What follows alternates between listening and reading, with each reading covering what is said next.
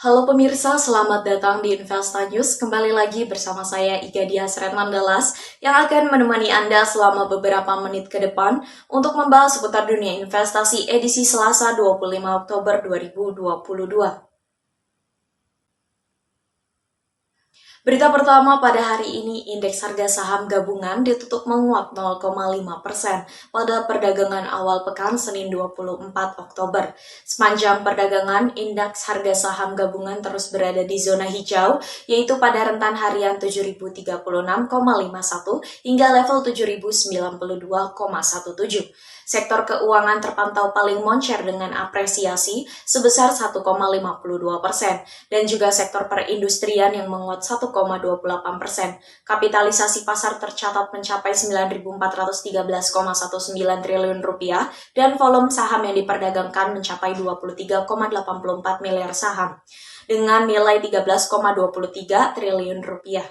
Saham PT Bank Rakyat Indonesia menjadi paling laris diperdagangkan dengan nilai mencapai 840,27 miliar rupiah. Saham kedua yang paling laris adalah PT Bank Sentral Asia dengan nilai transaksi yang mencapai 791,93 miliar rupiah.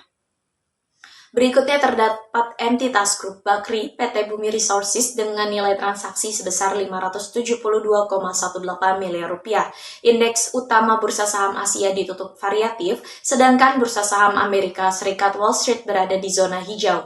Sentimen global yang menjadi perhatian pelaku pasar yakni terkait China yang merilis data pertumbuhan ekonomi yang lebih kuat bersama dengan Presiden Xi Jinping yang dipastikan melanjutkan masa jabatan periode ketiga. Tercatat pendapatan domestik bruto Cina tumbuh 3,9% pada kuartal ketiga. Angka ini melebihi ekspektasi pasar yang memperkirakan laju ekonomi Cina hanya 3,4%.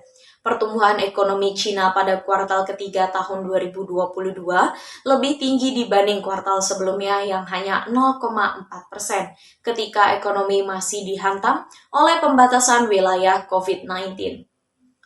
Dari dalam negeri, pasar masih mendapat stimulus dari hasil rapat Dewan Gubernur Bank Indonesia pada 21 hingga 22 Oktober yang memutuskan untuk menaikkan BI 7 Days Reverse Repo Rate sebesar 50 basis poin menjadi 4,75%.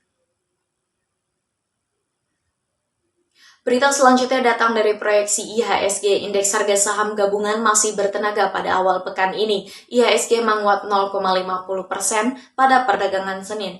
Penguatan ini melanjutkan rally IHSG yang sudah terjadi sejak pekan lalu. Analis MNC Sekuritas Herditya Wicaksana mengatakan bahwa kenaikan IHSG didukung oleh penguatan bursa saham Amerika Serikat pada akhir pekan lalu. Penguatan bursa Amerika Serikat didukung oleh isyarat dari beberapa pejabat Bank Sentral Amerika Serikat The Fed yang ingin memperlambat laju kenaikan suku bunganya. Namun, perlu diwaspadai laju nilai tukar rupiah yang masih melemah meskipun rilis data Foreign Direct Investment cenderung naik. Untuk itu, Herditya memperkirakan pergerakan IHSG Selasa akan rawan terkoreksi jangka pendek di rentan 6.988 hingga 7.024 terlebih dahulu, dengan area support di 6.986 dan resisten di 7.092. Sementara itu, analis Panin Sekuritas Christian Anderson Yuwono menilai pasar tengah mengantisipasi rilis laporan keuangan emiten periode kuartal ketiga. Laporan keuangan emiten diprediksi akan cukup solid, khususnya untuk emiten perbankan besar. Setidaknya 2 dari 4 perbankan big caps yaitu PT Bank Sentral Asia dan juga PT Bank Negara Indonesia telah melaporkan kinerja keuangan sepanjang 9 pertama 2022. Hasilnya kedua emiten ini membukukan kenaikan laba bersih hingga 2 digit. Sentimen dari bursa global, pelaku pasar menyambut positif pertimbangan The Fed yang berencana untuk memperlambat kenaikan suku bunga acuan Amerika Serikat. Analis Binarta Sekuritas, Ivan Rosanova menambahkan bahwa penguatan IHSG kemarin nampak mulai terbatas, sehingga pada hari ini berpotensi terjadi profit taking. Prediksinya IHSG akan bergerak di rentan 6.990 hingga 7.100, sedangkan prediksi Christian, IHSG akan bergerak dengan support di 6.954 dan resisten di 7.138. Christian menyarankan investor untuk mencermati MYOR, TLKM, INKP, PNBS, dan juga BBTN. Sementara Herditya menyarankan saham MTR, Elsa, dan juga Friend. Beralih pada sektor komoditas, harga emas dunia terpantau berbalik meredup pada perdagangan awal pekan, tertekan oleh kenaikan indeks dolar Amerika Serikat. Pergerakan harga emas tergantung pada data dan petunjuk dari pertemuan The Federal Reserve berikutnya. Sementara itu, The Fed diperkirakan menaikkan suku bunga acuan sebesar 75 basis poin pada pertemuan November. Pada perdagangan Senin, kontrak emas paling aktif untuk pengiriman Desember di divisi COMEX New York Exchange merosot 14,7 US dollar menjadi 1.650,45 US dollar per troy ounce.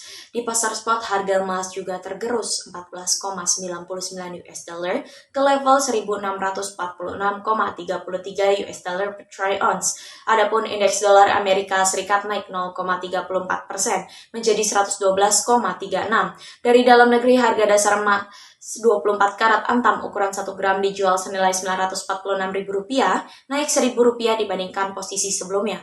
Harga buyback emas antam berada di level Rp831.000 per gram, di mana nilai itu lebih tinggi Rp1.000 jika dibandingkan dengan perdagangan sebelumnya. Selanjutnya pada sektor komoditas yang kedua ada harga minyak mentah dunia yang turun pada perdagangan Senin. Harga minyak turun lebih dari 2% setelah data Cina menunjukkan bahwa permintaan dari importir minyak mentah terbesar di dunia tersebut tetap lesu selama September. Pada perdagangan Senin, harga minyak West Texas Intermediate untuk pengiriman Desember 2022 melemah 2,84% menjadi 82,94 US dollar per barel di New York Mercantile Exchange. Adapun harga minyak mentah Brent untuk pengiriman Desember juga melemah 4,53% ke level 89,26 US dollar per barel di London ICE Futures Exchange. Data konsumsi minyak Cina menunjukkan angka impor minyak mentah September yang tercatat 9,79 juta barel. Angka tersebut memang lebih tinggi jika dibandingkan dengan periode Agustus. Namun, jika dibandingkan dengan periode yang sama pada tahun lalu, nilai tersebut turun 2%. Dari sisi pasokan, Arab Saudi dan juga Rusia merupakan negara yang bersaing ketat sebagai dua pemasok utama bagi Cina pada September. Sementara itu, pergerakan harga minyak juga masih terus dibayangi oleh ketatnya pasokan menjelang diberlakukannya sanksi Uni Eropa yang melarang impor minyak Rusia pada Desember mendatang. Negara-negara Uni Eropa juga berencana untuk memblokir impor produk minyak Rusia pada Februari tahun depan. Berita penutup kita pada pagi hari ini ialah nilai tukar rupiah diprediksi masih dalam tekanan dolar Amerika Serikat. Penyebabnya, kekhawatiran pasar akan kenaikan suku bunga The Fed menjelang pertemuan FOMC meningkat. Senin, kurs spot rupiah ditutup menguat 0,29%, sementara kurs GISDOR Bank Indonesia menguat 0,12%.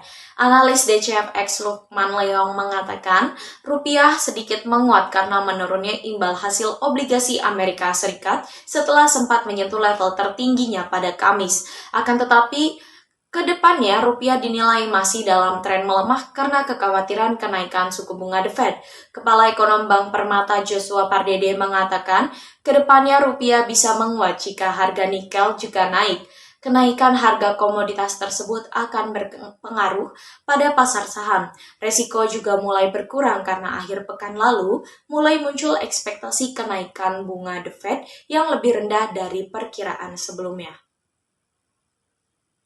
Lukman sendiri memprediksikan kurs rupiah akan bergerak antara 15.550 hingga 15.700 rupiah, sedangkan Joshua memperkirakan rupiah hari ini bergerak di area 15.525 hingga 15.625 rupiah. Berita tersebut sekaligus menjadi berita penutup kita pada perjumpaan kali ini. Saya Gadia Sretnandalas pamit undur diri, sampai jumpa.